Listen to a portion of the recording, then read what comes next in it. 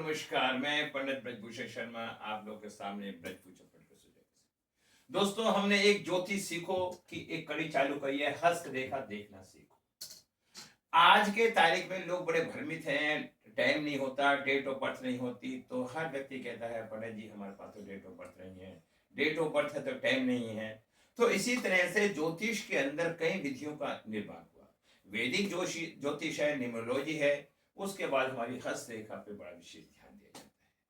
दोस्तों, मैं पंडित Brijbhushan Sharma, Braj future point मेरा एक चैनल है। मैं काफी लंबे समय से ज्योतिष पढ़ा रहा हूँ और मैं कुंडलियां भी देखता हूँ, हस्तरेखा के द्वारा भी देखता हूँ, वैदिक के भी द्वारा देखता हूँ और लाल किताब के द्वारा देखता हूँ, न्यूमरोलॉजी के द्वारा भी देखता हूँ, लोश ऑफ गिल्ड भी मैं पढ़ाता हूँ और मैं इनको उपाय भी बताता हूँ, खाली कुंडली ही नहीं देखता। अब मैं बताना चाह रहा हूँ हस्तरेखा के बारे में। दोस्तों, ये हमारा हाथ होता है, ये मैंने हाथ की फोटो बना के दिखाई है।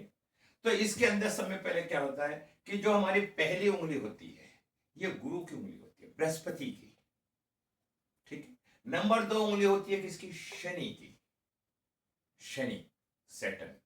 नंबर 3 उंगली होती है सूर्य की।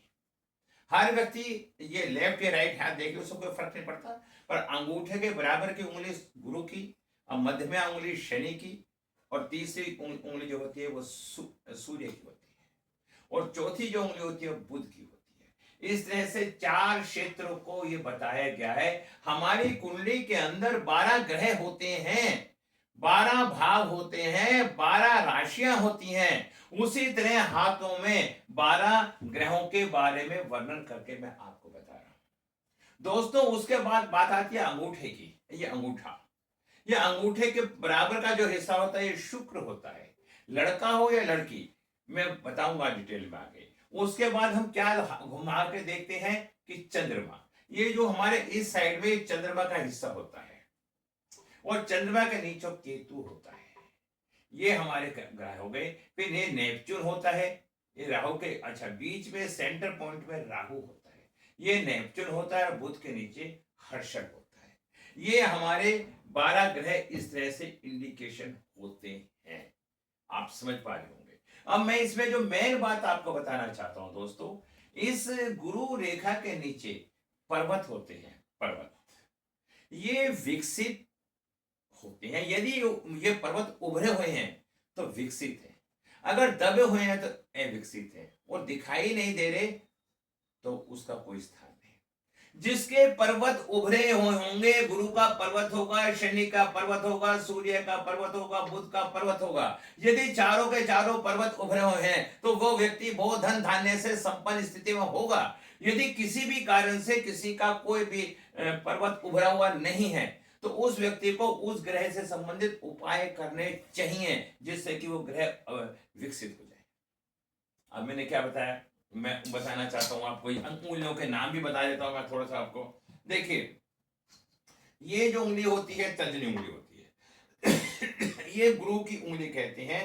ये मध्यमा उंगली होती है, शनि की उंगली होती है, ये अनामिका उंगली होती है, ये सूर्य की उंगली होती है, ये कनिष्का उंगली होती है, ये बुध की उंगली होती है। दोस्तों, मैं धीरे धीरे आपको हस्तरेखा के बारे में एक एक चैप्टर वाइज क्लियर करते जा रहा हूं, और आप इसे ध्यान से देखें, शेयर करें, अपने दोस्तों को भेजें, और जिससे आप हस्तरेखा को देखने में आप एक्सपर्ट हो जाए। इन्हीं शब्दों के साथ मैं विराम लगाता हूं क्योंकि वीडियो लंबी होगी। शुक्र के बारे में बताता हूं, ये लड़के का हो या लड़की का हो, अगर ये हिस्सा उभरा हुआ है तो इसका मतलब है उस लड़के में या लड़के के अंदर शुक्र अच्छा होगा, सेक्सुअल पावर उसके अंदर ज्यादा पाई जाएगी। अगर ये शुक्र दबा हुआ है तो उसमें सेक्सुअल पावर की कमी होती है।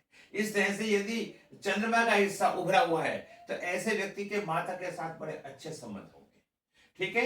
और ये राहु गड्ढा, अगर राहु एक्टिवेट है तो ऐसा व्यक्ति कहीं ना कहीं उलझा रहता है, और केतु अगर एक्टिवेट है तो ऐसा व्यक्ति बहुत ज्ञानी होगा।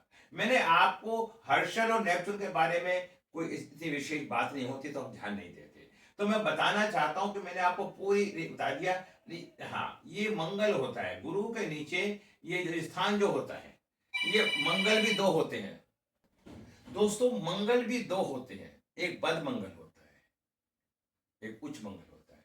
तो ये मंगल का स्थान है, गुरु के और शुक्र के बीच में जो स्थान होता है मंगल का होता है। और इसी तरह से एक स्थान मंगल का हर्षल और चंद्रमा के बीच का हिस्सा होता है। तो मंगल के भी 2 स्थान होते हैं, हर ग्रह के 2-2 स्थान माने गए हैं।